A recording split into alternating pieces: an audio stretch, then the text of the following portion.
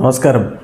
റാഫ്റ്റോക്ക് ഫുട്ബോളിലേക്ക് അവർക്കും സ്വാഗതം. സൗദി പ്രോ ലീഗിൽ അൽ നസർ അബ്ഹയെ ഏകപക്ഷീയമായ 8 ഗോളുകൾക്ക് പരാജയപ്പെടുത്തുമ്പോൾ നമ്മൾ കണ്ടത് അക്ഷരാർത്ഥത്തിൽ ക്രിസ്ത്യാനോ റൊണാൾഡോ ഷോയായിരുന്നു.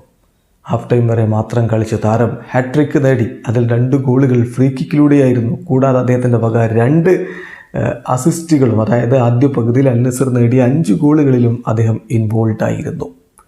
അദ്ദേഹത്തിൻ്റെ പ്രകടനത്തിൻ്റെ കണക്കുകളിലേക്ക് നമ്മളൊന്ന് പോയാൽ 10ൽ 10 റേറ്റിംഗ് ആണ് അദ്ദേഹത്തിന് sofascore.com കൊടുത്തിരിക്കുന്നതെന്ന് നോക്കുക. അത്രത്തോളം ആധിപത്യം പുലർത്തിക്കൊണ്ട് വളരെ സമഗ്രമായിട്ടുള്ള ഒരു പ്രകടനമാണ് അദ്ദേഹം നടത്തിയിരിക്കുന്നത്. 45 മിനിറ്റ് 3 ഗോളുകളും 2 അസിസ്റ്റും. ദെൻ ഷോട്ട് ഓൺ ടാർഗറ്റ് നോക്കിയാൽ 4 ഷോട്ട് ഓൺ ടാർഗറ്റുകൾ അദ്ദേഹത്തിൻ്റെ വക. ഷോട്ട് ഓഫ് ടാർഗറ്റ് 1, ഒരു ഷോട്ട് ബ്ലോക്ക് ചെയ്യപ്പെട്ടു.